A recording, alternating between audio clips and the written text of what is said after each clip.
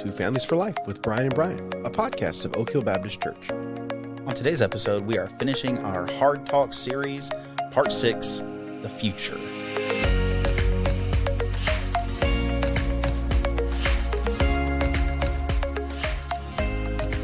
Welcome back, everyone. Hey, listeners, how's it going? Welcome back, Brian. Good to see you, Brian.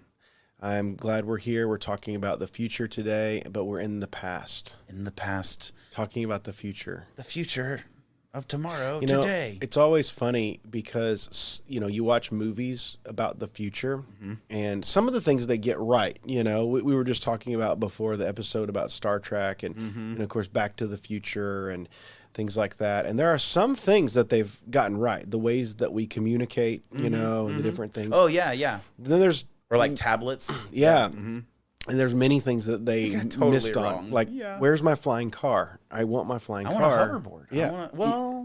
They're inventing some things like that. Not an actual hoverboard like in Back to the Future 2. But anyway, we digress. We're talking about the future. We wish that we had more futuristic technology, but we do not.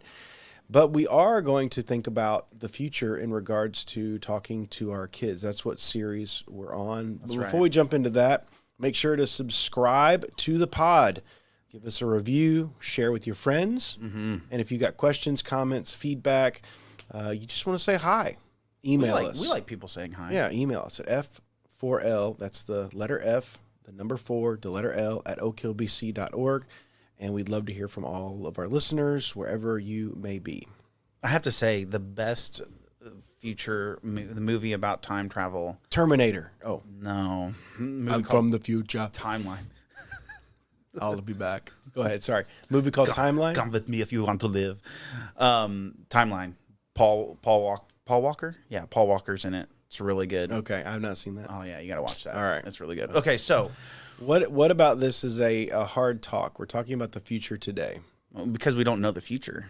We don't know the future, and what we're really talking about is trusting God with the future. That's good. And that's hard, I think. So.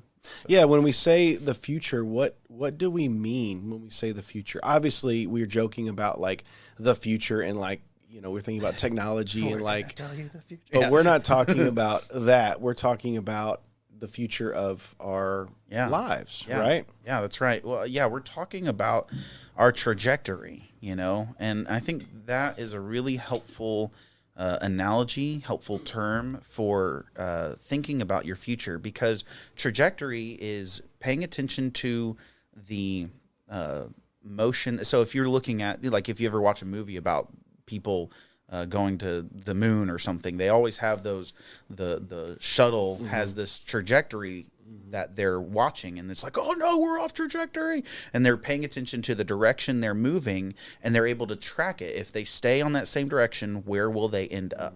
Sure. And that's what we're talking about. Yeah, right? So it's future as in this life.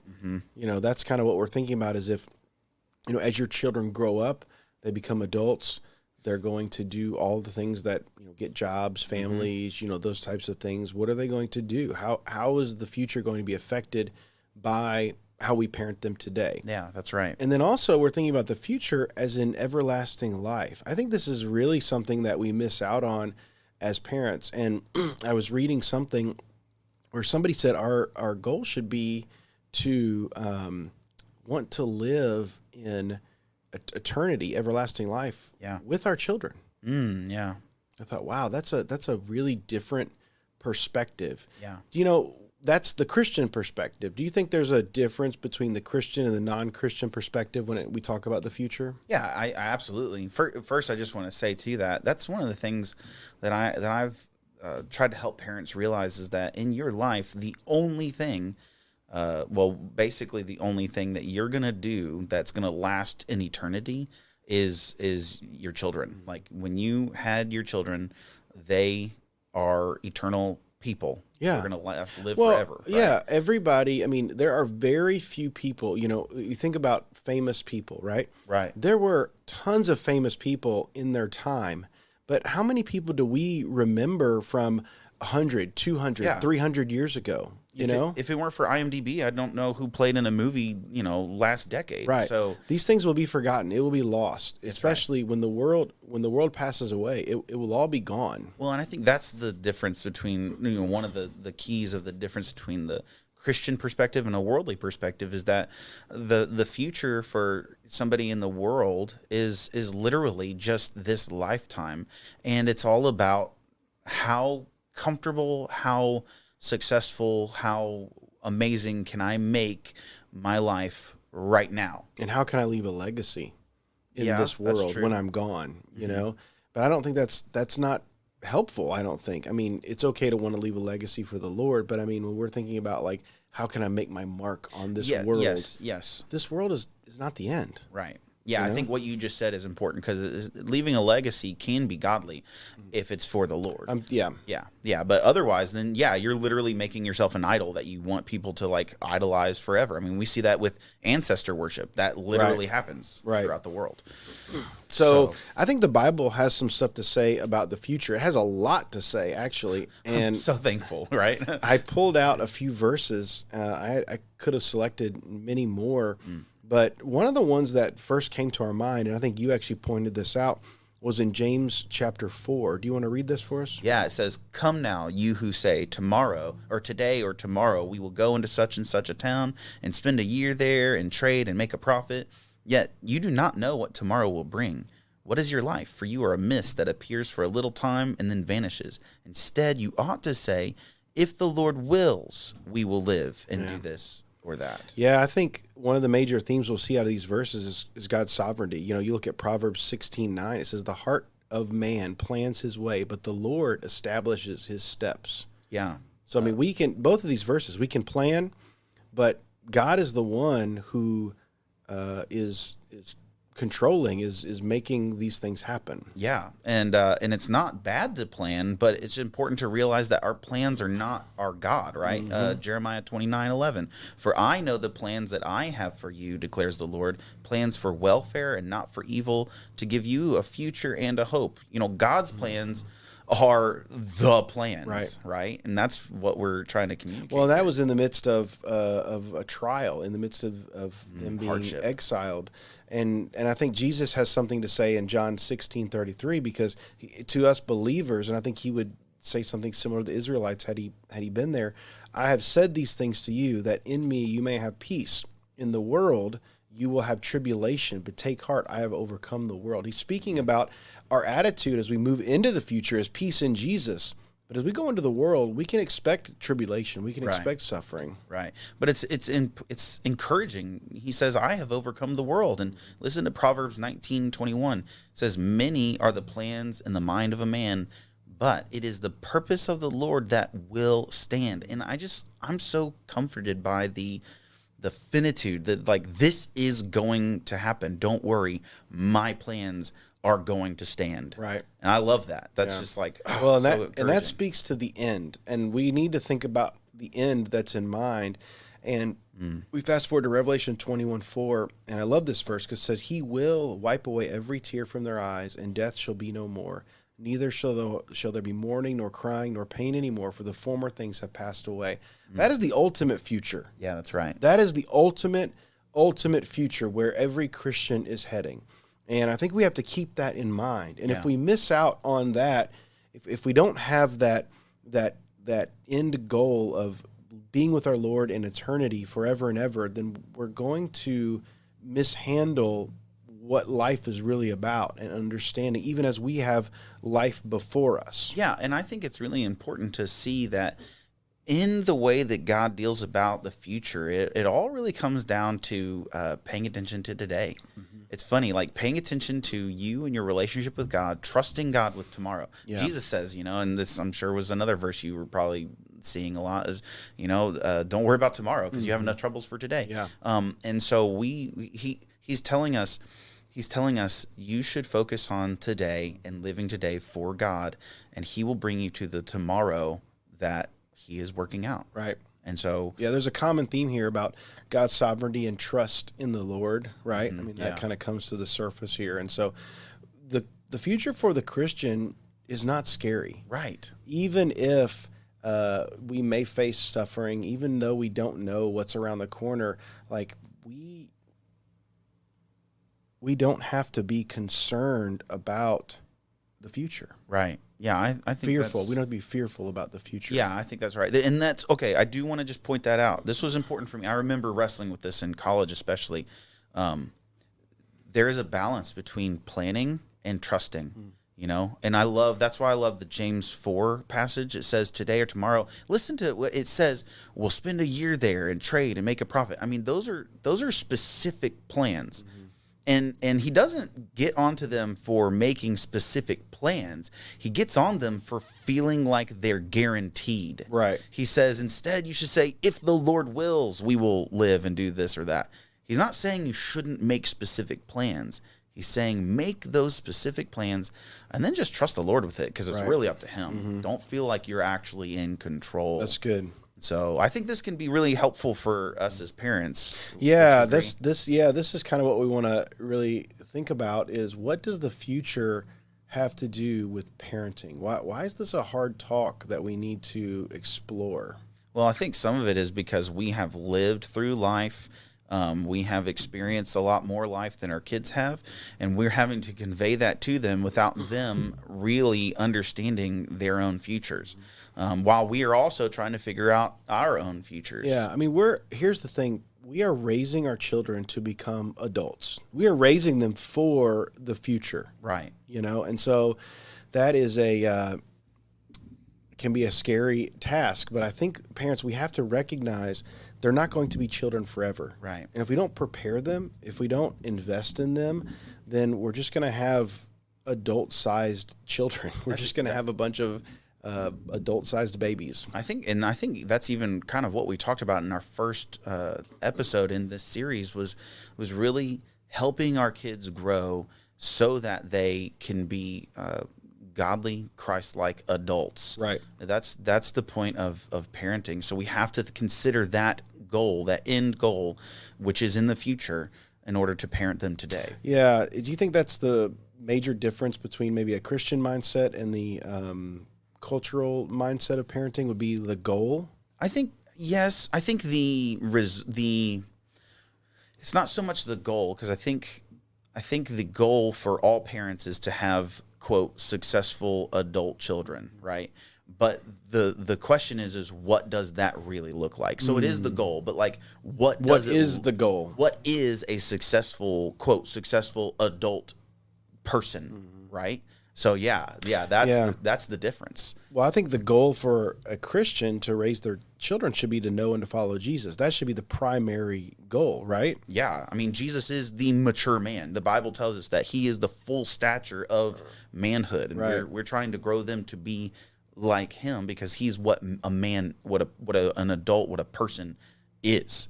He's the perfect likeness of God, and he is the perfect image bearer of God. You think this goal is controversial in any way? Oh, well, yeah, yeah, absolutely. I think it's controversial because not everybody wants to take up their cross, right? We want to live our lives for ourselves, and we all struggle to. I think it can be. Christ. Yeah, I think it can be, especially for casual Christians, casual believers that maybe aren't true believers, maybe not sold out to the Lord. If their goal would not be to put Christ first, because that would cost their child some things. Yes. And that doesn't mean your child won't be successful. So let's talk about this. Yeah. Are there other goals that we can have as Christians? I don't think any Christian parent, even me, that says, hey, I want my the primary goal is to know and love the Lord. I don't want my children to be some abject failure. Yeah. Well, we're not saying, okay, I want my kid to know Christ, so I'm going to help them become a hermit and go live in caves and only read the Bible and blah, blah, blah. Like, we do have other goals for our kids. Right. And, but you have you have it here in your notes. You want to talk about this kind of subservient goals, right? These goals I think you can have multiple goals. They all have to be subordinate to the primary goal of raising a Christ follower. That's right. And the attitude must be, hey, I want my child to grow up and potentially, have a career, have a family, those types of things.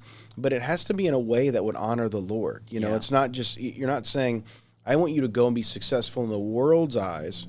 I want you to go, and I want you to work because that honors God. Yeah. I want you to spend your life doing something that God has called you to do. I want you to, if God calls you to have a spouse and a family, you need to do that in a way that honors the Lord. And so I think it's a lot of it's a mind shift to have the proper perspective on these things. So you can still have some of these goals for your children, but I think having a goal of like growing up being as successful as possible and making as much money and having a lot of possessions and having a lot of stuff and being able to go on vacations, like that's not the right goal that we should have for our children. Yeah, that's right. Those things can be things that are added unto you, right? Right. I mean, that's, God tells us in his word, Jesus tells us not to worry about tomorrow.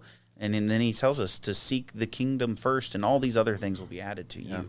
I think that is the difference between a Christian and a person in the world.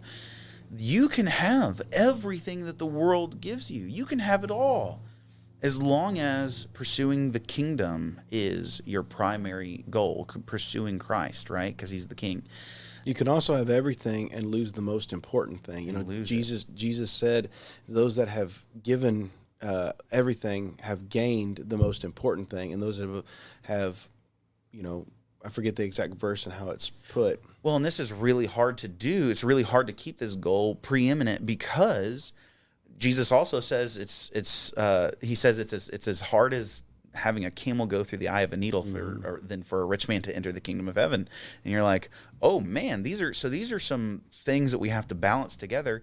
And so if we're trying to keep Christ as our preeminent goal, that might mean sacrificing and often, and yeah, maybe I should just go ahead and say like normally means sacrificing things that the world has to offer you, because you are pursuing the kingdom first. Yeah. I found the verse here in Luke chapter 9. If anyone would come after me, let him deny himself, take up his cross daily and follow me. For whoever would save his life will lose it. Whoever loses his life for my sake will save it. Yeah. What is a profit of man if he gains the whole world and loses or forfeits himself?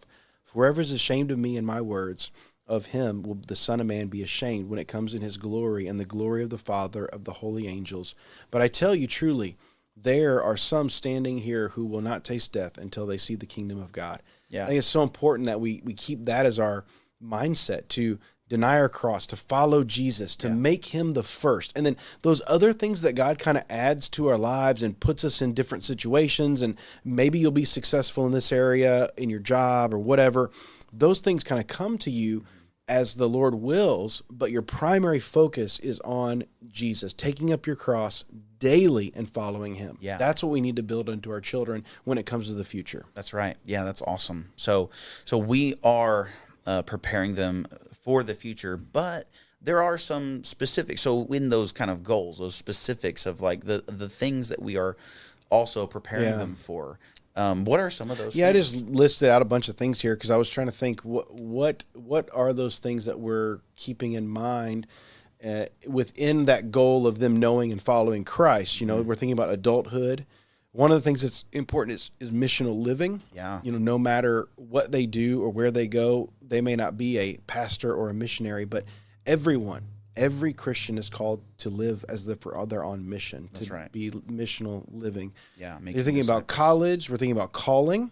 Yeah. Everybody has a calling in their life. Mm-hmm. We're thinking about job, marriage, parenting, perseverance, continuing in your sanctification. You got to prepare your child for that, because, even though life can seem short, it also seems long at some points. Yeah. And persevering through life, the hardships of life, we got to prepare our kids for that. Yeah. And then finally, we got to help them with death. Yeah. Have the proper perspective on death. We really do. And that is, all of these things are really important. Is there anything that sticks out to you on this list?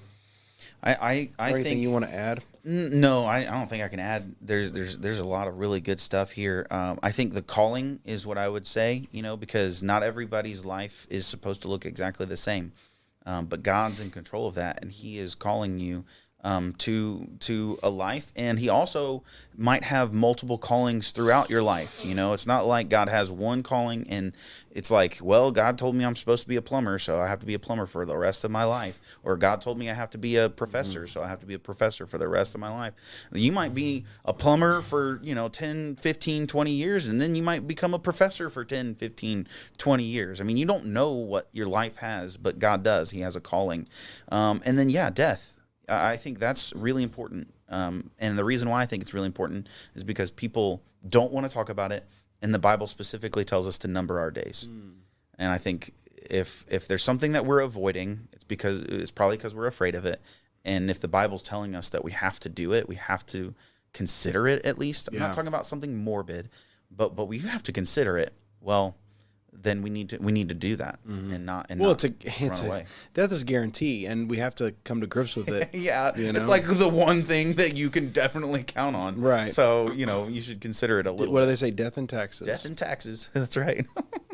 Let's not talk about taxes. Yeah, I know. I'd rather talk about death. Give me liberty or give me death. So what values do we need to tackle the future? What are those things that we're really building into our children for them to understand, like how to have, the goal, knowing and following Jesus for the rest of their life? What are those things we need to build into them so they can do that? Foundational, primary, of first importance is their salvation and making Jesus first. Yeah. I mean, you can't be a lifelong Christ follower if you're not saved. Yeah. If you don't have the gift of the Holy Spirit through faith in Christ. When I listed these things as separate, because there's a point to where we are saved, and then we have to make sure that in that salvation, as we disciple our children, they understand that Jesus is primary. Right. Jesus is everything. And I actually talked about this recently when I was talking to a group of parents. You are a 24/7 Christian, and it's not just, you don't just put a little Jesus into your life. If your life is a pie chart and you have school and family and all these things, right. You don't just stick Jesus in there or church in there. That's not just something that you do. The whole pie chart is Jesus. That's right. And then we live out the different in those different realms. We live out our Christianity. It's like those memes that have like the pie charts with the little sliver of it in different colors, and it's Jesus in a different color. Yeah, exactly. Also Jesus. Yeah. So no, you're right, and that is, I think, something that comes with like the sanctification. So salvation is this thing that ultimately it happens to you. You get saved. You're rescued from your sin and death. And as you grow in Christ, you grow and grow and grow in making Him first. Right. But that's something we have to be intentional about. Right. I also think biblical knowledge, understanding, and application. So we're thinking about how do we ingest the Bible and live it out. I think knowledge is important, understanding it and applying it to our lives. We've talked about from the beginning, one of our very first series on this podcast, we talked about the fact that children that stick with their faith, that hold fast to their faith, have had a strong, that their family has really pressed into them the Word of God. That's right. Yeah, and that was the number one thing that had the greatest impact on their continuation in the faith was the Bible. But there's more that we're also trying to help them know is just how the world works, which honestly, I think this is undervalued in the Bible, but just biblical wisdom is how the world works. And knowing when you just read through some of the wisdom literature, but then looking at the actual world that you live in, teaching them things about how stuff happens and what consequences and things like that. Right. I think one of the important things, we've been having discussions with our teenager and her starting to experience more of adult life with driving and job and things like that. And I'm trying to help her to understand, like, we are Christians. We love Jesus. Not everyone is like that. Right. And you are going to go into a world where there'll be many people that will not love Jesus. In fact, you'll people that will be hostile to Jesus. And that's something that you have to come to grips with, and you have to understand that about the world now, so that when you go into it, you won't be surprised by it. That's exactly right. And so I think that that's something that we're trying to help and kind of walk through. That's what we mean when we say how the world works, is because there are so many things, like we talked about before. Your family is your own little family unit. Right. As your child gets older, they're like experiencing the world like, what? Not family is like me. Yeah. Is like our family, and not everyone's like me. And this world is crazy. Yeah. And so we've got to help them understand how, as a Christian, we sort of navigate the world. Yeah, we got to teach them how to work, right? We have to teach them a good work ethic as well, because that I think that connects to how the world works. But if they're not taught that you need to do your best, I remember having a conversation with, I'll throw him under the bus. My brother, he's my little brother, so I can throw him under the bus. He was mowing the grass somewhere. He was just starting to work, and I remember him sweeping up after, and he goes, that's good enough. And I said, it's not good enough until it's done. Like, it's not good enough. What are you talking about good enough? And so I was trying to help him, and I'm 5 years older than him. So I was able to do that, but we all need to be taught that. I had to be taught that too, because I had the same thoughts when I was younger. And it's good enough. No, it's not good enough until it's done. And, we can't be legalistic, but we have to help them because the world, we have to do a good job in order to take care of other people. Yeah. It really comes down to taking care of people. Having a work ethic is biblical. Yeah, work is important. Work was not a product of the fall. Work was before the fall. Right.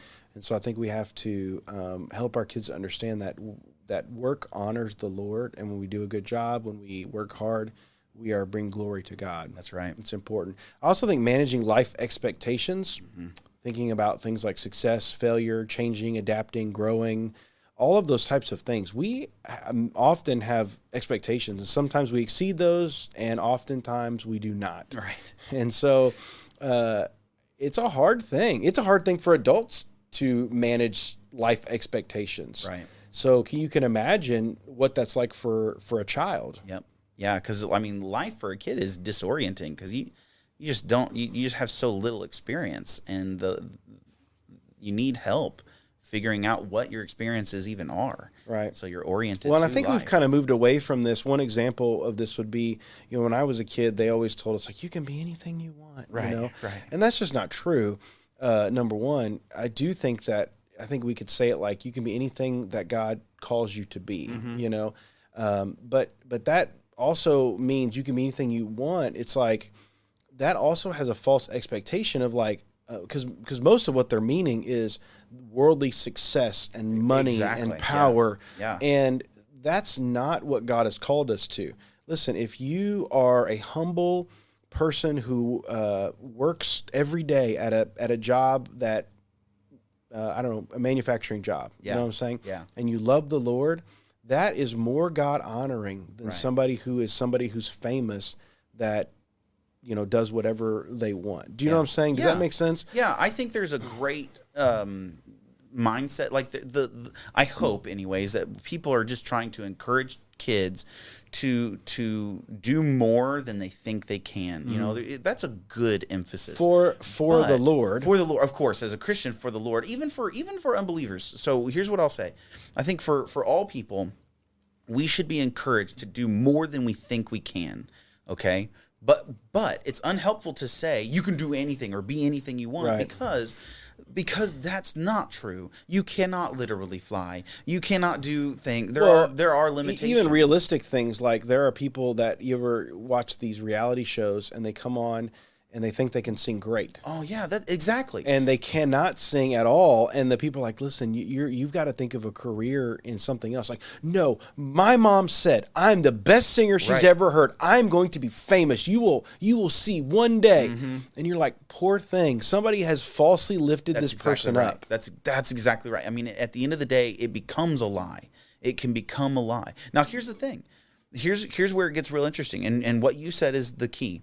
You can be anything that God calls you to.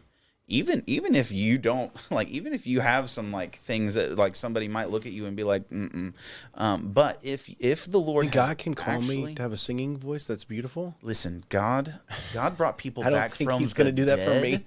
The question is not what can God do; it's what will He do. That's true, right? Yeah. And so there's a difference between can God make you be an astronaut, of course, but what is He going to do? And that's why He's finding His calling in your life. God did not give me a singing voice. He had to have some way to humble me because I'm so awesome in so many other ways. It's the one area. Thank the Lord. No, I'm just playing. That's awesome. Because I'm so humble. I'm the humblest person I know. We also need to teach our children humility. No, the last thing I think, one of the most important values, and we already alluded to this, is the sovereignty of God. Yeah. This is such a lost thing. People, I cannot tell you how many Christians do not have a grasp on God's sovereignty. And, this is where the questions of like, why God, why, and they're angry with God and all these things because they just don't understand how God works, how the creation of God works, how the sovereignty of God works, how all of these things work. Yeah. Well, and it comes out, they're not able to go back to that. Like if you don't have an understanding for it, it's not wrong to ask why questions. It's wrong to start accusing God in those why questions. And yeah, you're right. Like when you don't understand God's sovereignty, you're not able to respond you're not able to have biblical responses to your own questions. Because the response, I do this when I pray, like, God, why is this happening? Right. Yeah. You immediately know. You have scripture come to your mind that's like, God works all things for the good of those who love him and are called according to his purposes. And you're like, God, I know you're in control. I just don't understand it. And I'm going to trust you with this. I love the end of Job where God finally answers Job. God does not have to answer Job at all. That's like the most epic Bible scene. He answers him. He's like, Job, were you there when I measured out the universe? Right. Yeah. Were you there when I put the borders on the oceans? Like, were you there when I, he talks about the Leviathan, the biggest sea creature. Were you there when I was managing all of these amazing creatures? I mean, basically God's saying, I make the sun rise, I make the sun set. Were you there? Right. No, of course not. Right. You are, it's my sovereignty. It's my oversight that makes all these things happen. Whether you perceive it as good or bad, you have to understand that I am in control and I have a purpose to all of these things. That's it. And that's the thing is like, look at how much God is in control of, and he does it perfectly. We can trust him even when it doesn't make sense. We can trust him, and that's what we have to keep running back to. We have to teach our kids these things, and our kids grow up in time, and they grow from young to old. So when we're talking to our younger kids, these babies through pre-K, what are the things that, like, what do we need to start thinking about? Can we teach our younger children about the future? Yeah, I think a lot of this is preparing them for the future. There's lots of basic things. Once again, this is where the foundation of things like obedience, consequences, preparing them for the faith. You're laying this foundation that's going to carry them into the future. Think about as your child is being built up. This is the age where you're laying the foundation. If you don't have a good, solid foundation, you can't put a building on top of it. Yeah, I think that's absolutely right. We've got to, like you just said, lay that foundation of understanding. You do something happens. So you can't just do whatever you want. You're basically helping them realize that there is a trajectory. There is a result. And that's just funny that you have to teach that. Right. But you do. You just have to teach those things. And that's really simple, but it's vital. Right. Well, you're in the midst of this age right now. Yeah. We talked about the goal of keeping Christ, keep making them Christ following adults. Right. But I understand as you're in the middle of this and you're in the middle of diapers and potty training and all the craziness that happens at this age. How do you kind of wade through all of that and keep that goal of raising Christ following adults important and first in this age? Man, that's a great question. And it can seem impossible. I think it's kind of tricky because it's not obvious all the time. But one of the things that I think is important is to teach your kids that when you are telling them to do something, you're doing it for their good. So like one of the things that one of our kids just hates getting he's still in diapers, and he hates getting his diaper changed. Hates it. And he makes it an immensely harder deal than it needs to be. Every single time. This would literally last 2 minutes if you would calm down. And I tell him you make it last 10 minutes. I keep telling him that, and I'm like, bud, you you're making this worse. If you will stop, it will be better. And the times that he does calm down more, I'm like, see, that was awesome. See, if you just calm down and let daddy, take care of you, it's going to be so much better because I love you and I'm trying to take care of you. And that's what I'm teaching them. Yeah. When I'm teaching you to obey, it's because I love you and I'm trying to take care of you. And then here's where it's not obvious.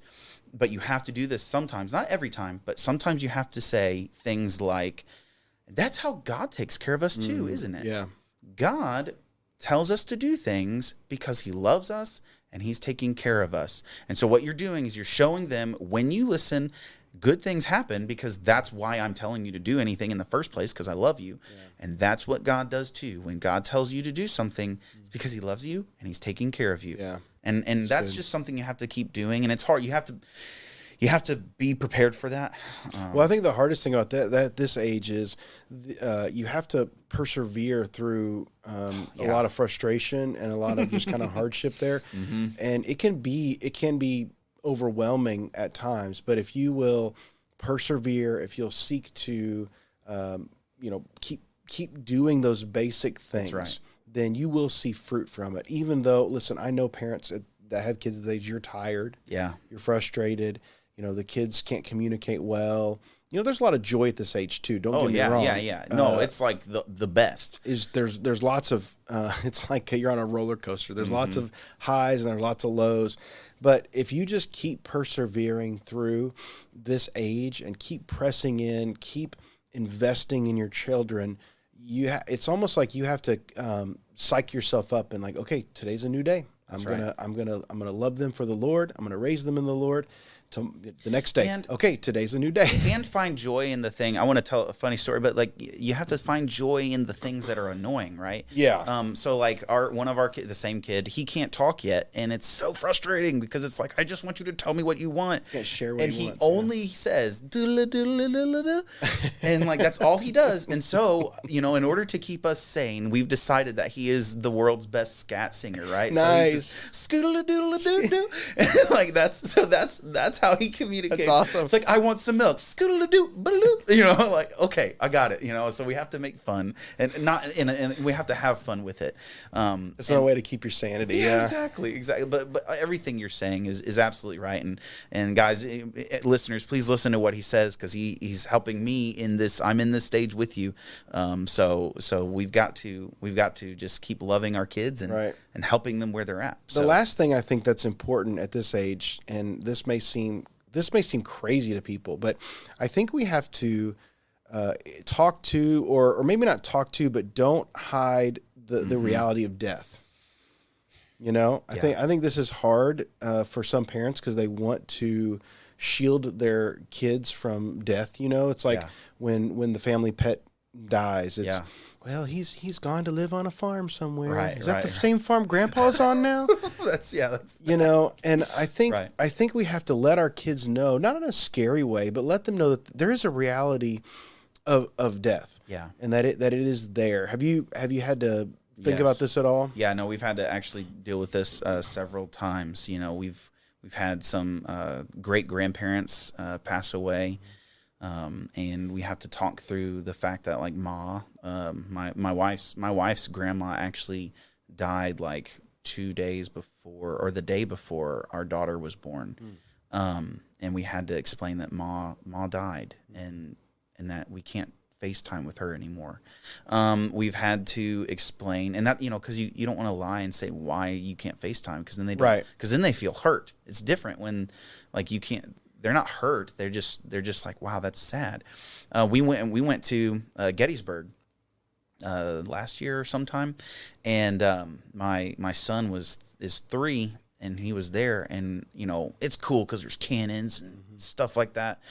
But then there's also scenes of battlefields, and then there's always those videos that you watch with Morgan Freeman narrating, and Sam looked up at me. He goes, "What happened to those guys? Why those guys fall down? Why those guys on the ground?" He just didn't know. And it was like, I wasn't ready for it, but my wife was. And she leaned over and she was like, "Buddy, we talked about sin, right?" He's like, "Yeah, sin's when you don't obey God." Well, when people sin, other people get hurt. and even die sometimes. And it was just, I was so proud of my wife. I was like, way to go, babe. But they have to start to, to understand these things, because it's a reality that you cannot escape. And it's not that you have to bring it to them. You don't have to like watch inappropriate movies with them or something like that. But when these things come to them, don't shy away from telling them. Help them to understand what loss is about. Exactly. And if death is real. And if those loved ones are believers, give them the hope. Yes, absolutely. Eternity. Yeah, that's exactly right. Yeah, that's really good. Well, let's talk about older kids. Yeah.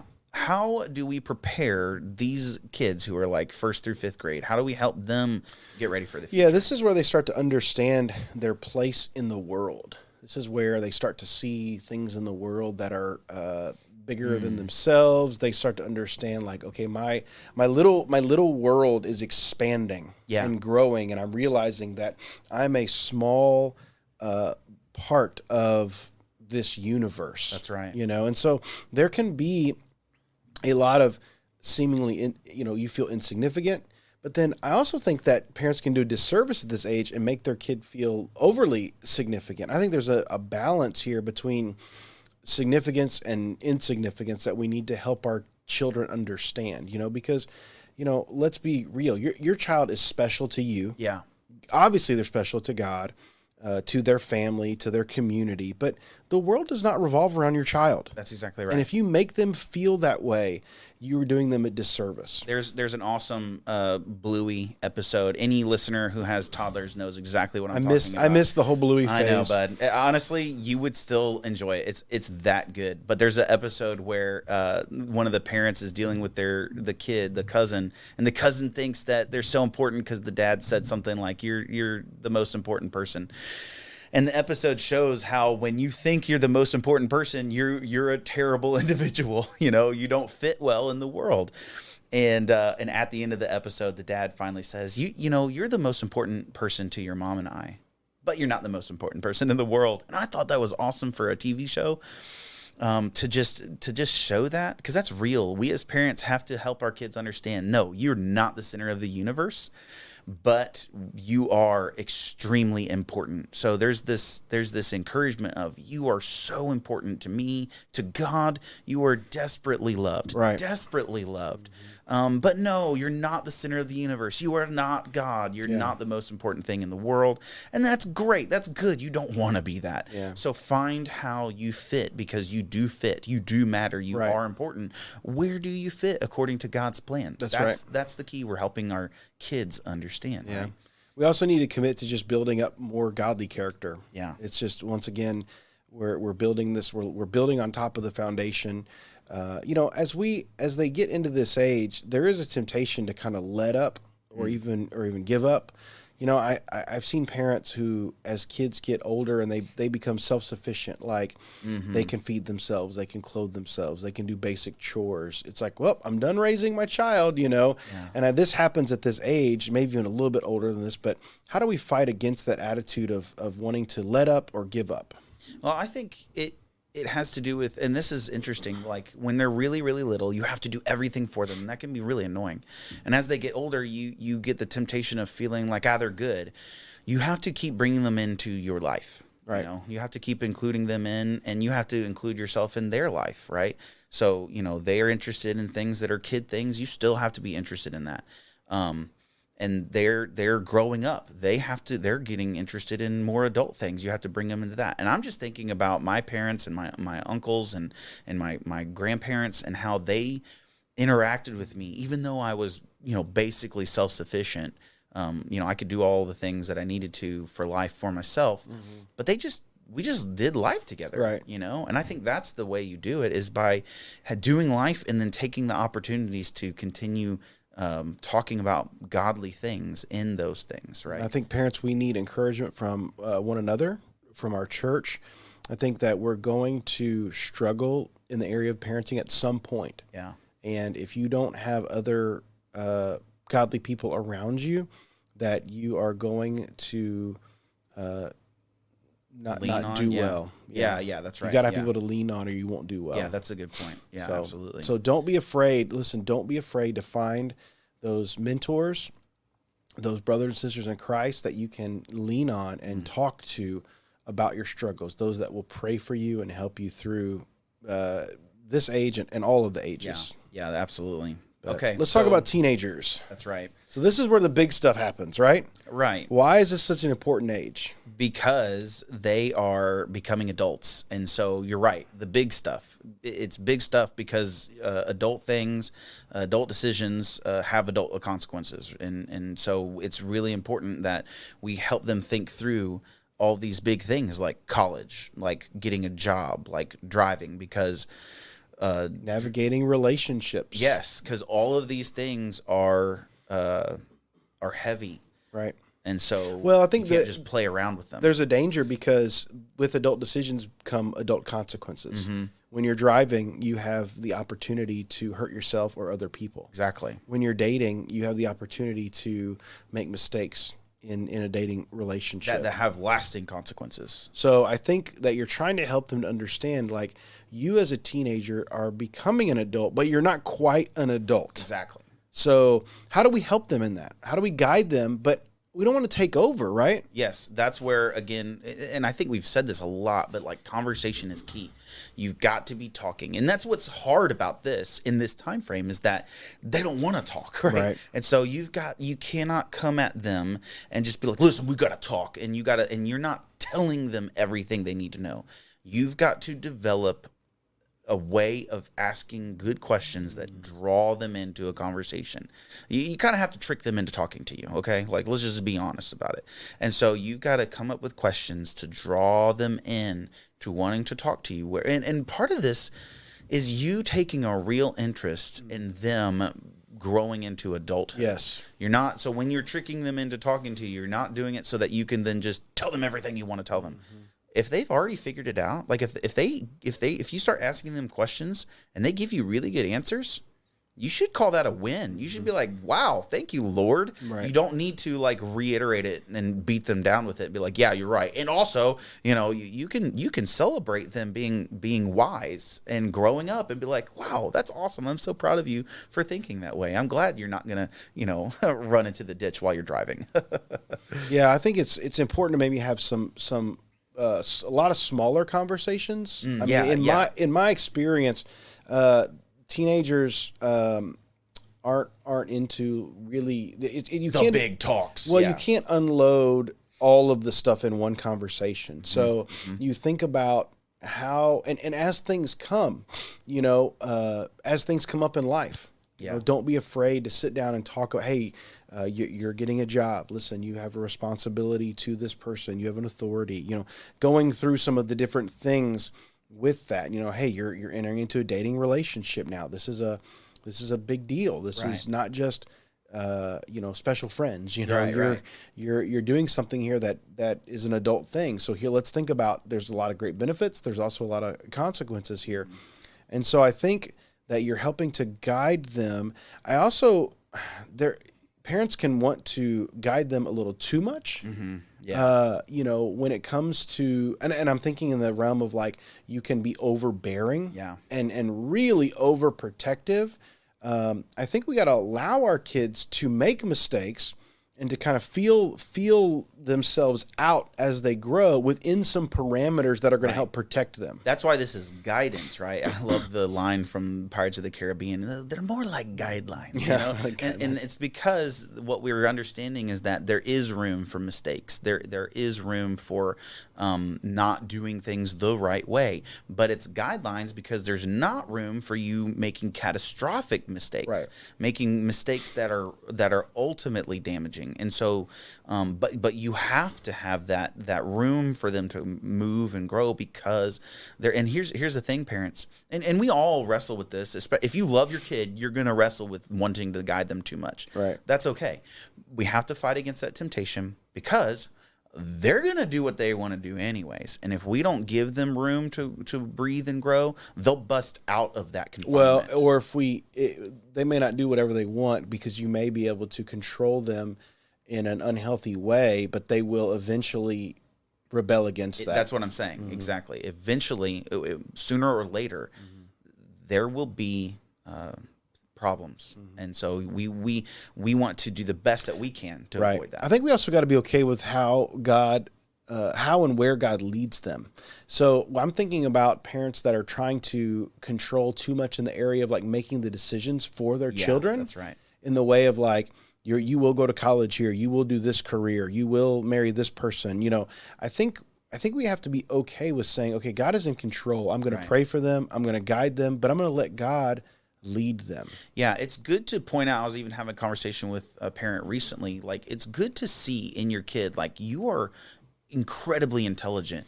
You would do awesome in college, and to tell them that and to encourage that. But if they're just like, I really want to go pursue a career, doing something else, doing a trade or something like that, that's where you have to ask them, okay, are you living for the Lord? That's when you have to just kind of come back to your priority. Or if they feel a calling to ministry, to missions work, are we okay with that? Right. Are you okay with your kid going overseas? Okay. I've seen parents. Oh man, this was an adult parent situation, but these parents who are these adults were going to do missions work. Yeah. The parents just thought it was a terrible idea. They're giving up so much to go do missionary work, and then fostering and adopting children. They just thought, why would you want to do that? And I'm thinking, are you even a believer? Like you're asking these questions. Like, this is what God has called them to do. Right. You need to be on board and okay and supportive with what God has called these people to do. That's why I think in this whole future conversation, it all comes back to, and this is something I got from my parents, from my mom especially. Do whatever God calls you to do. Mm-hmm. That's what my parents told me growing up. That's been the most freeing thing in the world, because I always knew that if I was doing that, I couldn't disappoint them. And I haven't done everything the way they wanted me to my whole life. But man, my parents are not disappointed because they know I'm doing what God has called me to do. That's awesome. I love being able to make my parents proud, and I love being able to do that by doing whatever God tells me to do. It's great. It's a win-win. So that's what we can do as parents with our teenagers. We have to help them go where God leads. So what is the one thing that most parents and teens miss out on this stage, though? In my experience, it's prayer. We don't pray about the future. We don't pray about our career, our calling, our spouse, our family. We don't spend enough time in prayer. And so I think that as parents, we need to be praying for our children in their future. And we also need to be encouraging them to be praying about it. When it comes to the big decisions about what you're going to do with your life and what kind of career you're going to have, and if you're going to go to college and who you're going to date and all these type of things, are you praying about it? Are the teenagers praying about it? Yeah. I think we miss out if we don't encourage them to do that. My mom regularly told me she was praying for my future spouse. And, literally last night, my wife and I were talking about how completely different they are in many ways, my mom and my wife, but also how exactly the same they are and how much they love each other. And it's just, and I really believe that it's because God answered my mom's prayers. And so I'm so thankful for that. And that's what we can be doing for our kids. So, well, I think that's a good place to kind of finish up with what it means. I'm sure there's a lot more we could talk about. But I think the main point of the future, and we wrote this down in our production meeting, says, remember the past, but don't hold on too tight to it. Mm-hmm. Be in the present, but also look to the future, knowing that God is in control. Yeah. And I think if we'll have that aspect, that perspective of past, present, future, as we walk into the future, knowing that God is in control of everything. Sometimes we look at our past and we think, God, why did you take me down that road? I made so many mistakes. God, I did this and I did that, and I'm so ashamed of my past and this and that. But here's the reality, Brian. We would not be where we were if we did not walk down that road. That's right. If we didn't have those past experiences. God has brought us from that past to where we are, and then if we will trust him and continue to follow him on into the future, everything will be okay. Mm-hmm. Yeah, God's writing our story. I mean, our life is God's story, and it's a never-ending story. I mean, this is going to go on, and so we just have to keep all of those things in mind as we're living, and just hold on to him letting him guide us every step of the way. That's right. So it can be scary to talk about the future Yeah. with your children, but we need to. Yeah. And we need to trust the Lord through it. You know, this is the last episode in this series. That's right. I've really enjoyed this series. We've talked about a wide range of topics. And I hope this has been very helpful as you parent your children. So it's really a parenting series, but we've taken maybe a different approach to it and how we communicate with our children. And I'd be curious to know, are there other hard talks that maybe we haven't talked about? So if there is something that you're like, man, this would be cool to hear, let us know. Email us at f4l@oakhillbc.org so that we can know some things that maybe we'll tackle in like a pastor's perspective or something later on, or biblical balance, that we would love to do that later on as well. So yeah, I've fully enjoyed this. I think it's going to be helpful for me as a parent, and I hope it's helpful for our listeners as well. We're praying for you all, and we just hope to be a helpful resource. Yep. We appreciate you listening, and we'll see you next time.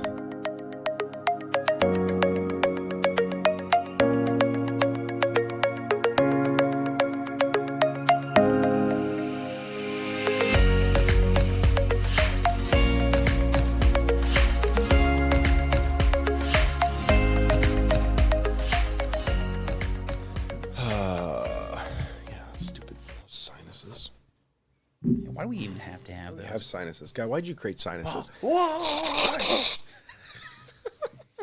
That's probably ending up in the bloopers. Hate it. Sneezing and coughing.